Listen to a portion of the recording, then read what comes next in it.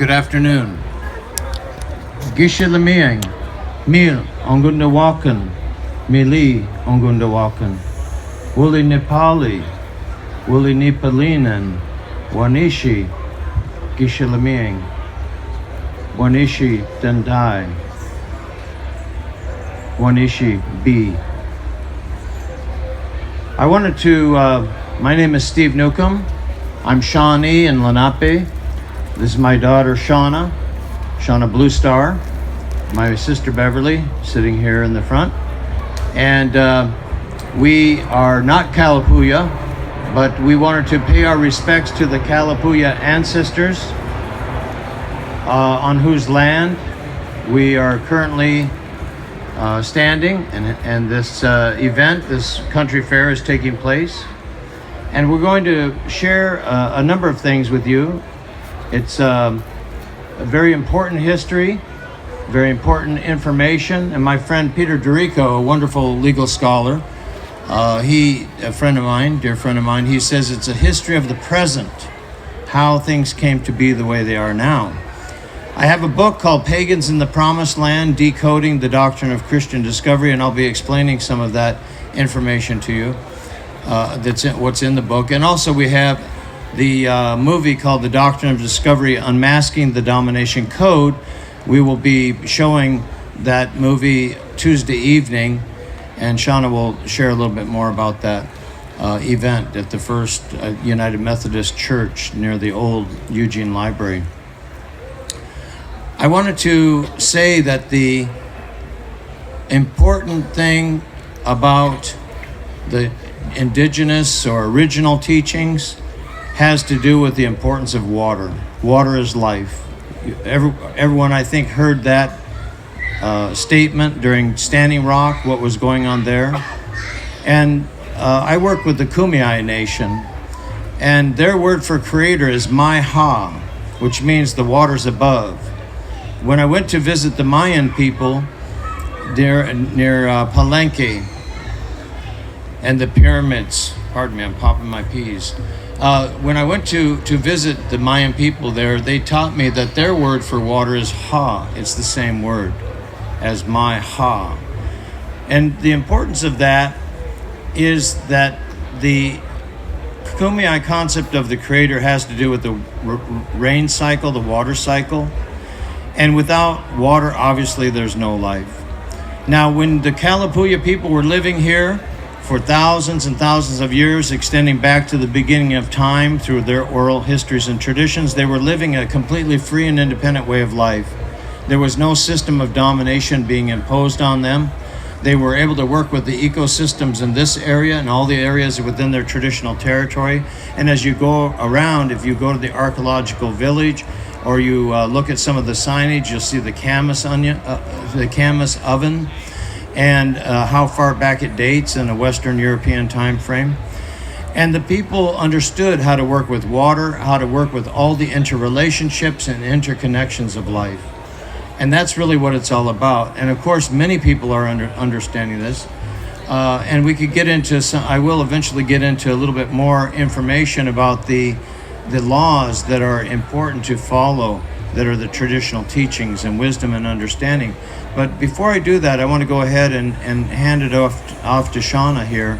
And she has a number of things that she wants to share, and these are very important teachings as well.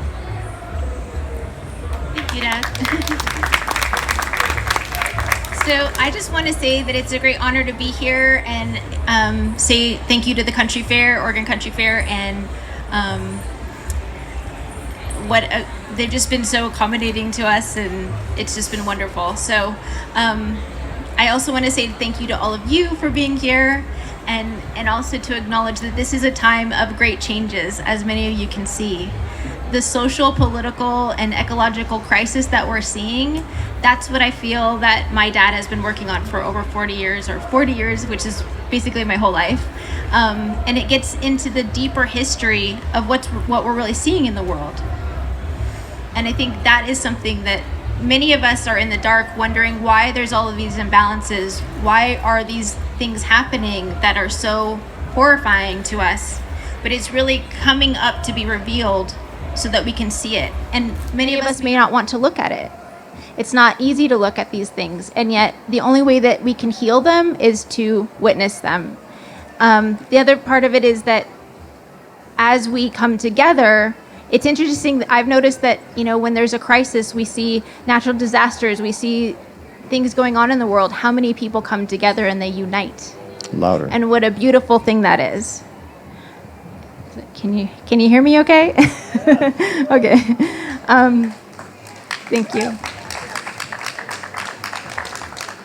So the work that my father has been doing is now becoming a global movement.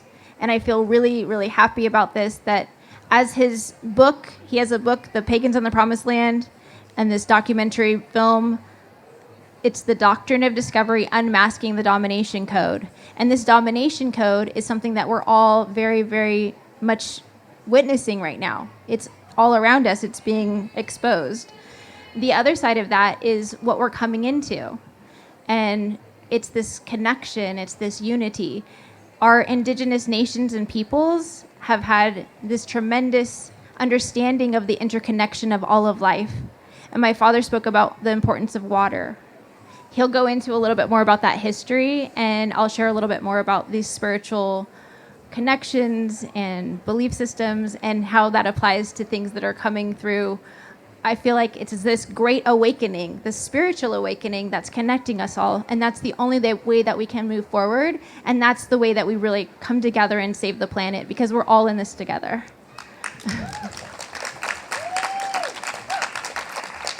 So I'll turn it back over to him now.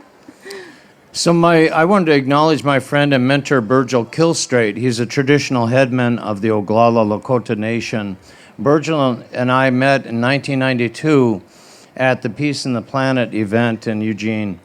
And we began a campaign at that time to call upon Pope John Paul II to formally revoke a very ancient document from the Catholic Church from May 4th of 1493. It's called the Inter Cetra Papal Bull. A papal bull is simply a document or a decree issued by the Holy See, which is the highest office of the Vatican. And the thing is that the documents that I had been studying for a decade at that time have very horrific language in the documents. And I'll just explain a little bit of that language to you. And then when you think on the history about the different ways in which original nations and peoples, or what are called indigenous nations and peoples, have been negatively impacted by colonization, it's all contained in those documents. So, for example, the Papal Bull of 1452, called the Dum Diversus, has very specific language which instructs the King of Portugal to go to the western coast of Africa and to invade. This is the specific language: to invade, capture, vanquish, and subdue all Saracens, pagans, and other enemies of Christ, to reduce their persons to perpetual slavery, and to take away all their possessions and property. And that was repeated many times in other documents as well. And so when you take the paradigm or the patterning of domination, it also results in dehumanization. And the doctrine at that time was that if you had not been baptized, if you were not part of the Catholic faith and Christian religion, you were considered to be less than human or to be null and void so far as any kind of political or legal resistance to the Christian empire coming in on top of you. And that was actually woven into the laws of the United States by the Supreme Court in 1823. Going back to the Papal Bull from 1493 that I mentioned earlier, the Supreme Court relied on that kind of thinking in a case called Johnson versus McIntosh. And I won't get into all the details because that's too much for you this afternoon. But the important point is that here we are in 2018, and that doctrine of a dehumanization of non-Christian nations and peoples is still written into the laws of the United States to this day. So the question becomes, how do we reform that? How do people throughout the world, especially original nations and peoples wherever you go, who are oppressed and who are having their lands and their lives decimated, whether it's through corporations or through deforestation, through things like the tar sands up in Canada and so forth. Why is it that there's no protection for the original nations and peoples for their territories? And why is it that there's a license to just go ahead and act as if the territories of the original nations are only a dotted line, when we know how they treat the borders, such as at the U.S.-Canadian border or the U.S.-Mexican border, that type of thing? They treat those very, very seriously, and they militarize them. I think people are asking for a basic respect on a human level. And one of the things that I think is fundamentally important is to have a reset of that relationship. When those colonizers first came to the shores, wherever they came, they were coming to an existence of a people that had been existing there going back beyond memory. In other words, to the beginning of time in our oral histories and traditions. And yet they felt that they had the right, based on Vatican documents or royal charters, to just help themselves. And of course, we know that as manifest destiny. But what is the destiny that's being manifested? It's the idea that there is a chosen people who have been chosen by a deity to go forward and take over the lands and resources of other nations and peoples, because they were able to dream that stuff out of their up in their minds. And these are all products of imagination. So with that said, I'm going to turn it over to Shawna, because she has some very important information about the current transformation and how that relates to each and every one of us. It sounds like we're also going to invite the parade to join us. Yeah, we'll start a dance party. So what I really like to say is that this is a time of us coming together, and I invite all of you to join us in this vision of healing and connection and coming together for the planet and for all of humanity and our future generations. I think that it's a little bit distracting with that parade. Should I just wait a moment? I'll just wait a moment. We'll wait. We'll go with the flow. So, thank you again. That was a nice little interlude. What I'd like to, I think it's really wonderful how my father goes into this deeper history, and I often get the question, if that's just in the past, what does that have to do with today? And I think it has everything to do with today, because, like I said, before, these things that we're seeing right now happening, it helps us to illuminate what's really going on, to understand this deeper past, so that we can all come together in a new awareness. And it's creating a paradigm shift, which is so needed on this planet right now, and which we're all longing for. Thank you. One thing that I'm very proud of all the work that my father has done, and I feel honored to be speaking with him now at this time. And I see that for most of my life, it's been about me having this understanding of the deep spirituality that I feel within myself, and really kind of trying to figure out, how do I fit into this world, into this modern world, and being an Indigenous person. I've been receiving a lot of visions and messages for dreams most of my life, and all about the planet and about the future, and searching and wondering, what does that all mean?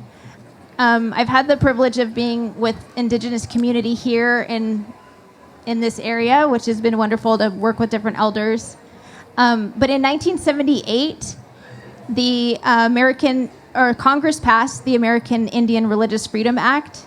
And before that time, some of you may know this or maybe not, it was illegal for our Indigenous nations and peoples to practice our spirituality. So many could be arrested simply for practicing ceremony, having our faith just be a part of our life. And that is really the fundamental basis of our way of living, is our spirituality. A lot of the children were taken back in the 1800s, and they started a new campaign that was called Kill the Indian, Save the Man. And what that did was take these young, innocent little Indigenous children into the boarding schools to cut off their hair and tell them they cannot speak their language. My grandfather and my grandfather were put into Haskell boarding school. And so, there was tremendous abuse and terrible things that happened there. And looking at this domination code, again, that's something that I've really started to search for. Where does this thread of this domination code that my father's revealing, where does that begin? And how far back in history does it go? And we see that it also begins over in Europe. And that's something that, there's indigenous culture in Europe. And all of the women that held this beautiful, holistic arts and all of the tremendous work that was being done over there for midwifing and, again, being connected to the earth and heart-centered and communities and coming together and honoring women. What I think is so beautiful now is that this time of awakening that we're seeing is that it's a time of men coming into their hearts even more, and it's about women coming into our power that much more. So that we can all come together. Should I turn it to you or share my message? Which one? Message. So I've been receiving a lot of messages. I have several others, but I thought this would be a good message to share with you, which is about this great shift that we're seeing. I actually received a message that's called The Great Shift. And the way that I receive these messages often is that I hear, sometimes I'm just vacuuming and I get a message. Some of you may relate to this. I hear this from many people as I go about sharing. And I love that as I share, it gives other people to share things that they say, I would never share this with anyone, but it's happening to me too. And I just want to normalize that the more we can share in this way on this deeper spiritual level and this connection, that the more we connect and we start the conversation, the puzzle pieces can all weave together. So this message that I received is called A New Direction. And I feel like it comes from the ancestors or the ancient ones. That is really a time of us coming into this paradigm shift in a new way. The time has come for us to take ourselves out of the chaos and go in our own direction. This is about following a different path. And there are some who will not like it and many who will not understand at first. Yet this is an important first step in making the change. It is important to know in your heart that this is the path you want to follow, and that it is a strength you find within yourself. It is hard to go away from the pack and carve your own trail, but this is necessary for change to occur. When you do this, do so with your heart leading the way, and listen for your inner guidance to know what is true and what to leave behind. This is about finding what is essential and true and taking nothing else too seriously. There is much that can be left behind, and it will serve you in the long run. Once you find this place inside yourself, you'll feel much lighter and find more strength and certainty. This is a good first step. There are some who will see that you are changing in this good way and notice right away that this is something they want for themselves too, and it will be a pattern to follow. This is also a necessary part of the process to have people learn the shedding of unwanted skin, to reach their inner strength. It is a beautiful process when people find this place together, for it is a sign of good changes coming. This small trickle will then start to become more, and people will come to see what is happening and how this is working. Some will be intrigued and excited, and others will be upset by the changes and want nothing to do with it. It is not for the others to decide for anyone what is right or wrong. It is only that they find the changes for themselves and accept them in. It will all work out for the best. This is also another good first step. Now once more, people come to find this new way of being with lightness in their heart and a new sense of renewal. This is when things truly begin to shift. This is when more and more people begin to feel there is something happening and the messages begin to spread. And more people will begin to wake up to what they felt was missing before. They will let go of past angers, hatreds, hurts, and sorrows and begin anew. This is a time of renewal and to celebrate that there is indeed a shift.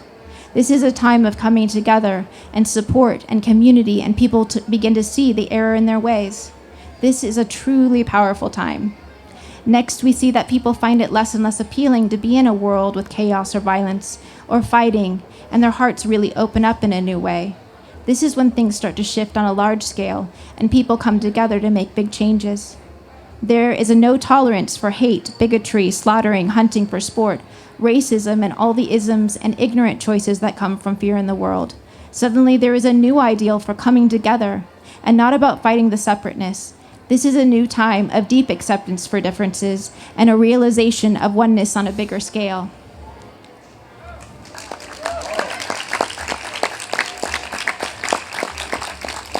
I feel that this message is really just encouraging us to celebrate this time. As hard as it is, we're coming together and we're finding this place in our hearts to share. And I also know that each and every one of you hold a part of this light to bring it forth into the world. So thank you.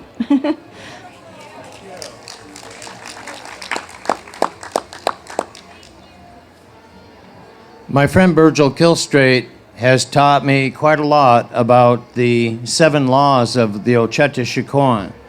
And they can be stated in different ways, but he talks about them as honor and respect, compassion and pity, sharing and caring, to carry the welfare of the people in our hearts, patience and fortitude, bravery and courage, and seeking wisdom and seeking understanding, humbleness and humility as well. When you think about those laws, which he says they are laws, and when you think about those in relation to the ceremonies, the 7 main ceremonies of the Oglala Lakota Nation or the various Lakota, Nakota, Dakota nations, and you think about the sacred pipe and the white buffalo calf woman who brought that pipe to the people, and you start to understand the way in which the Black Hills are in the shape of a human heart and the racetrack that goes around that sacred Black Hills, and you understand the 7 stars and the Big Dipper and how those ceremonies and rituals connect to a cosmic understanding, and the way in which the 3 initial teepee poles are the past, present, and future, and where they're tied up at the top is the vortex. It's the vortex between the physical abode and the spiritual abode. The sacred house that stands is the teepee. That's just one example of an original nation and the way in which their cosmological and ceremonial understandings led to a way of life called Wolakota. And it's a spiritual way of life. Each and every one of our nations and peoples had a spiritual way of life prior to the colonization. And sure, there was conflict. There were ways in which human beings had to deal with conflict and challenges of communication.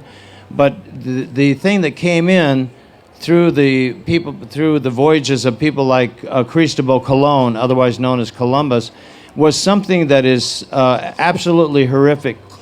And when you think about and go into the intricacies of the language, there are a lot of details that I can go into, but I'll just give you a very brief understanding of it. For example, the word dominion, the root of that is domo in Latin, which means to subjugate, to subdue, to force into subservience, to tame, to domesticate, to cultivate, and to till. To cultivate in Latin is colere, which means to colonize and to design. Colonize, the root of that is the colon or the digestive tract. And the root of that is colo, C-O-L-O, to filter out impurities in the process of mining. So it's all about mining all of the resources, even the human beings, and all of the life forms. So it's a completely different model and paradigm of understanding and behavior that you're to go and seek to dominate and exploit even to the point of ruination, where you can hunt things to extinction or hunt entire peoples or destroy entire peoples to extinction, pardon me. So the kind of message that Shawna is talking about, which is in keeping with the kinds of traditional teachings of the Hopi and the Lakota, the Haudenosaunee, you name it, just go and visit with any traditional people, the Kogi and so forth. Peoples all throughout the hemisphere, the Kanaka Maoli in Hawaii, the Maori in Aotearoa, otherwise known as New Zealand, the Aboriginal people in Australia, and you'll find that these traditional teachings and understanding were all about how do we sustain life in perpetuity. So the challenge that we face now as human beings is how do we come together given the context that's been set. based on the domination code and actually change that and shift that to something that is life-affirming and that is able to maintain us. The problem is that this current way of thinking, the Western way of thinking, is absolutely bankrupt. And it has brought us to the point of something like Fukushima, for example, where the radiation continues to flow into the ocean. What do we do with that? How do I think about the future of my grandchildren and great-grandchildren and the future generations when we have things like that going on? So we have some very grave challenges to face together, and the more that we can come together on a basis of a new kind of understanding, a deeper understanding of the effects of domination and dehumanization, and then how we actually take and create that transformation to this great shift, that's the big challenge that we face.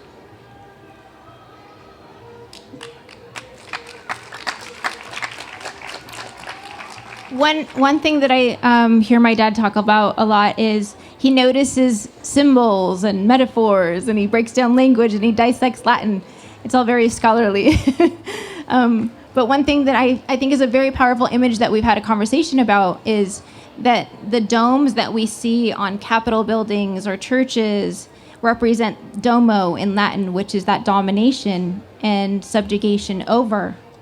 But when we turn that over and we look at it from a different perspective, it becomes the vessel, and it becomes the divine feminine, and it becomes something that we can hold the water, the life-giving forces, and it becomes an offering. So that's kind of like this paradigm shift that we're seeing, and really looking, recognizing what those symbols represent and how we can turn it around. I see also that it's a time of us looking at ourselves and our own shadows and our own healing that we have to do within ourselves. And that's a part of our own inner domination code that's, running in the background of a lot of our minds. The negative thinking, the self-doubt, all kinds of beliefs that we've accumulated from living in a world that is based on this domination code. And then looking for these, what I call the reverence code. The reverence code is that sacred feminine and coming together in this interweaving of the sacred feminine and sacred masculine. I received a vision at Mount Shasta, and it was it felt like puzzle pieces at the time, but I feel that it helps a lot to look at it in this way. It was more like a table of contents or something, but looking at it, how can we come to a place of this understanding on our practical everyday lives, and what can we be doing to bring ourselves in that heart center when we're living in this world that feels a lot of turbulence and chaos very often. And what this message provided was 8 different practices. So it was the power of the breath, and really being mindful of our breath in each moment every day, being grateful. And then the power of nature and really connecting in with nature. I often talk about just feeling the roots, sitting with a tree and feeling the roots and feeling our connection with Mother Earth, and understanding that the earth is our mother. Like, there's an umbilical cord, an energetic umbilical cord that we can attach to that so that we can draw strength and really feel that connection, because it's been taken away from us, all of us, not just like certain people, all people. And then the other one is the power of the moment, really recognizing, okay, we're here in this moment, and breathing, connecting with nature. The power of the mind, that we have the ability that can be used against us, or we can have our mind work for us and be mindful in what we're doing. And then the power of, so there's the power of the breath, the power of nature, the power of the moment, the mind, the power of play and laughter, which I love watching little young children, like my little cousin here, because they're so in the moment and they're so full of joy. And that's something that we forget because we live in this heavy society, right? But the more we can come into that, the more we connect into our hearts. The power to dream, and the power of love, and the power of gratitude, which we can practice every day and open our hearts in that way in morning or before we go to sleep, any time of the day. But those are just simple practices that you can apply, and I think it's helpful, especially in this time. The power of gratitude, this last one. Which in our language is wanishi. Thank you. Wanishi, if you want to say that with us. Wanishi. The other thing I want to mention with regard to the power of mind, space, time, matter, and number are all metaphors. And there's a fabulous book called Physics as Metaphor by Roger Jones. When you think about the way in which metaphors are used by human beings to construct reality, and you start to take control of that, or recognize the extent to which things that are understood as being physical are actually metaphorical, it helps with the transformation. So, for example, if I say, you see those shoes in front of the tree, and you might say, yeah, but here's the question. Does a tree have a front or a back without us putting it onto the tree as a projection? No, it doesn't. That's one way in which something that is so ordinary is not even noticed. And there are many of these types of things. The labels that we're constantly putting on things, even on ourselves, in ways that disempower us. And we need to recognize those metaphorical systems and begin to work with them for the transformation.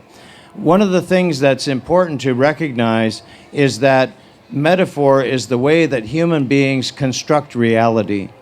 And we can do it on the basis of the reverence code or do it on the basis of the domination code. Unfortunately, the domination code has a great advantage in terms of the amount of military force and might and those sorts of things. But it doesn't. But the real power is in the people. And when we take that power, so to speak, but the insight that we gain from these types of understandings, then we can begin to create that kind of, as I say, a transition. So one of the ways, very specifically, that the U.S. government has designed a system against our nations and peoples is by using the idea that Christians and non-Christians, which I mentioned before, are in a war. And that the popes back in the 15th century and so forth were creating a framework of warfare against our nations and peoples. The surprising thing is that has been woven into United States law. And so the idea in Johnson versus McIntosh that the Christian people, as the Supreme Court put it, has a right of ultimate dominion, going back to that idea of domo and domination, and that the original nations, which the court called the heathens, right, notwithstanding the occupancy of the natives who were heathens, that is something that's still existing in the law today. In 1954, there was a case in the Supreme Court called Hutton Indians versus the United States. The question before the court was whether the Hutton people in Alaska deserved or were entitled to monetary compensation for a taking of their timber. And what the Justice Department of the United States said in 1954 is that no, they did not deserve or were not entitled to monetary compensation because, and here's the main argument of the United States government, the Christian nations of Europe had acquired jurisdiction over the lands of heathens and infidels. That's still the law to this day. How come people don't hear about that? That's not on any kind of news program. And so until the United States comes to terms with this darker shadow side of what's really been going on, the fundamentalist Christians that are in office now are invoking things like Romans 13. They're invoking Christendom.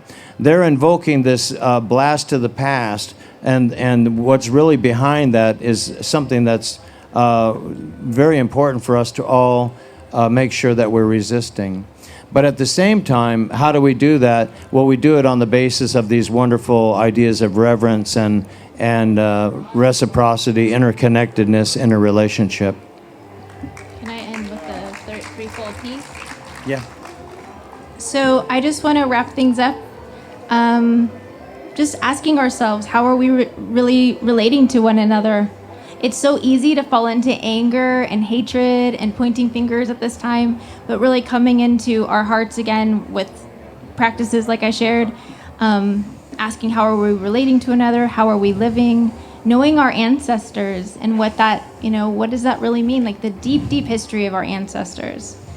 That we are all Indigenous and that we all have this connection, the shared common this reverence code that I see is that, like, at one time, this connection with the earth and spirit as indigenous cultures that we know today, we all had that. That was like the original spirituality of our planet, and it's about coming back to that. We are connected with nature, and nature's a part of us. But I like this quote from Black Elk, a holy Lakota man. He talks about the threefold peace, and he talks about the most important, the first piece is the most important, and it's when people recognize their oneness with the universe, and that this oneness is connected with everything and everyone. And the more that we can recognize that, how important that is. And that the second piece is when two individuals recognize this. But you can't have that without recognizing that it comes first within each of us. And that the third piece is the peace between nations. But again, you can't have that without having this recognition of the first one, of recognizing it within ourselves. So, but I think that, I see this awakening and coming into this different shift is a really, really powerful and beautiful thing. And I really see that we're illuminating this and this awareness so that it can be healed. But we're not the Illuminati. No. But yes, we're. So one thing that I do want to say, the Doctrine of Discovery, Unmasking the Domination Code is my father's film. Yeah. And if you're a local person or if you're going to stick around after the fair here the next couple days, Tuesday in Eugene, we're going to be sharing and showing the film, having a Q&A heartfelt discussion afterwards, 7 to 9 p.m. at the First United Methodist Church in Eugene, downtown. Let's all support that. That's important. So be there if you're in Eugene. The movie was I made the movie with Sheldon Wolfchild. He's actually the filmmaker, and he's a Dakota from Lower Sioux in Minnesota. And when he read my book, he came to me and said he wanted to create a movie based on the book. So we managed to put that together. It's very powerful. If you're able to come out and see it, we would love to have you there. We also have a few copies of the movie available over there on the table. But I wanted to go ahead and wrap it up with... and please sign up for our mailing list as well. Yeah, sign up for the mailing list. That would be great. And I wanted to wrap it up with a little lyric that I put together that I think speaks to the younger people, but speaks to everyone, really. And I'm not any kind of lyricist or person that does that form of writing, but I tried my hand at it. So this is how it goes. And I'm going to pass a basket if you don't mind while he does that. We are the Turtle Island nations, praying for all our relations, entirely free originally, forever that way we shall rightfully be, rejecting claim discovery. You say you discovered our lands and our lives. We all know that's nothing but lies with a colonial design to dehumanize. You can't discover another nation's home with permission from a pope in Rome and rightfully impose a Capitol dome. Kings, queens, potentates, bearing symbols of church and state, claimed the right to dominate. Their ancestors sailed under color of God, divine right to take that was nothing but fraud. We're sustained by our spirituality and our abiding reality. So they've tried to destroy our sacred sites and ceremonial places, but we've held tight. They're never going to erase us from this blue orb of day and night with living waters and sunlight. We pray for all the elements of life. We are the Turtle Island nations, praying for all our relations, entirely free originally, forever that way we shall rightfully be, rejecting assumed superiority. We know water is life for everyone. Decolonize your mind. Wanishi. Thank you. Wanishi.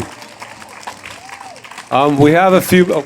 Do we have time for... Yeah, if there's any important... You got a awesome resource here. If you have any questions or thing you'd like to ask, I have a microphone here, and if we... Or a comment. Or comment, or a question, answer, or just some good words, please feel free to come up. If not, I've got one. So, anyone else out there? All right, I have there's one over here. Going, yes. Many years ago, what was your inspiration to do this type of work? Yeah. Thank you for that question.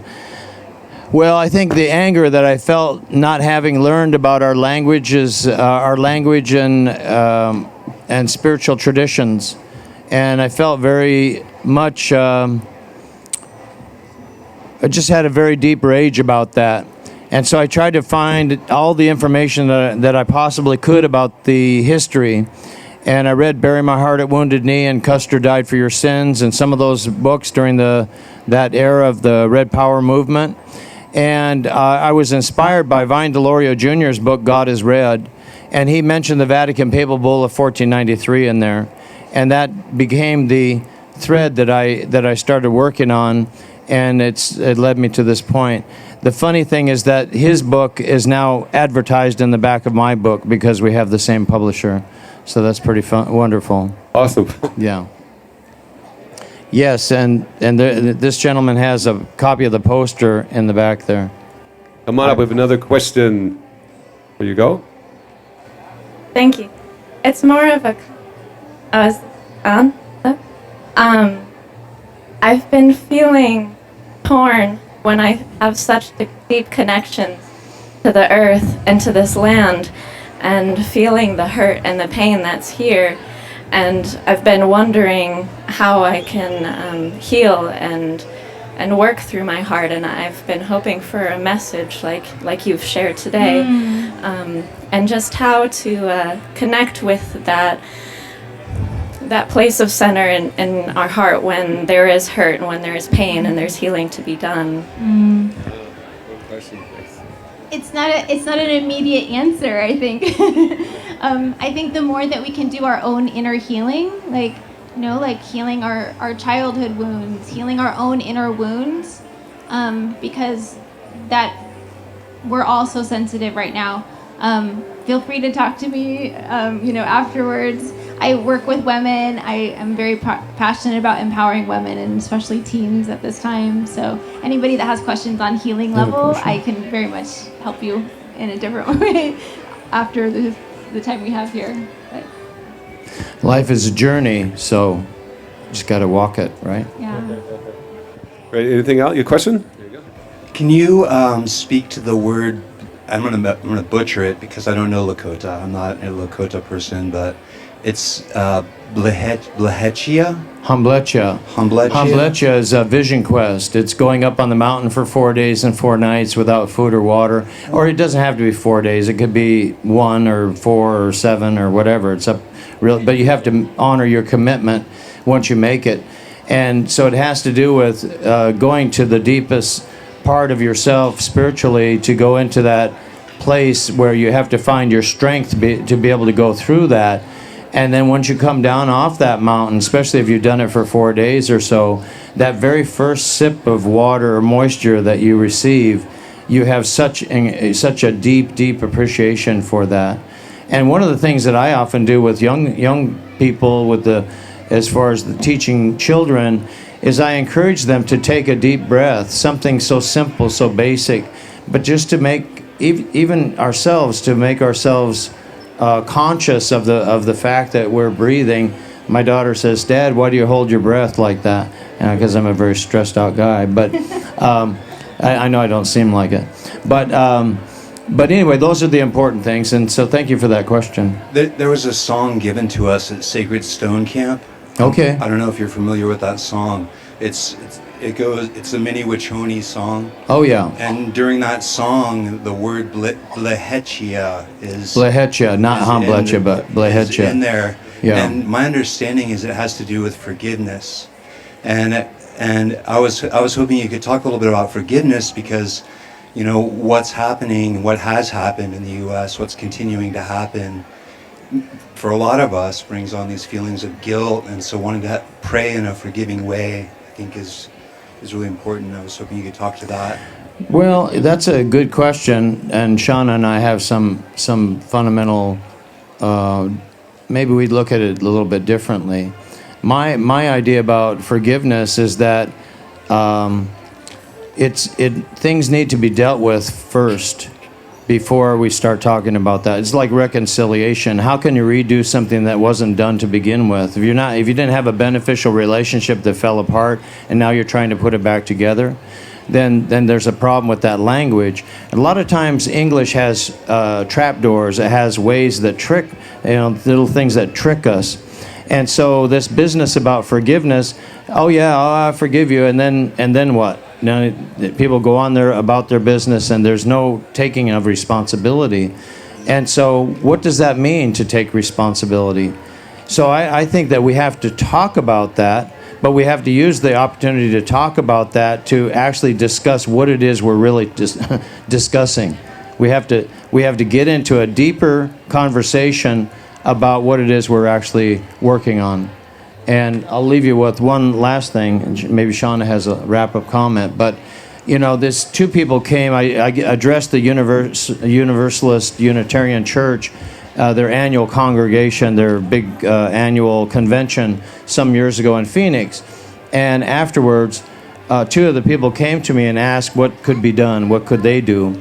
And I said, I'll tell you what you can do. It's a very simple thing. You go to your congregation and you draw up a proclamation that acknowledges that your church is on the land of whatever nation happens to be from that place. So, for example, the Lummi Nation, this woman was my friend Beth Brownfield. She was from there, and Bellingham, and so she went ahead and did that. But it was very challenging for the congregation to even deal with that. It created a lot of hard feelings and divisions. And the same thing with the gentleman from Illinois who tried that as well. So there's some real deep-seated stuff, and my idea about forgiveness is you can't rush into those things. We have to have a deeper conversation and eventually get to a point of honor and healing, and it doesn't necessarily involve that kind of a word. Yeah, well stated. I'll just say as well, there's a quote, I think it's Sitting Bull, that says, "Let us put our minds," but I also say hearts, together and see what kind of future we can make for our children. So I think that's what it is too. We're all coming together. We all have the ability to be change makers. So let's do it. Thank you. All right, wow.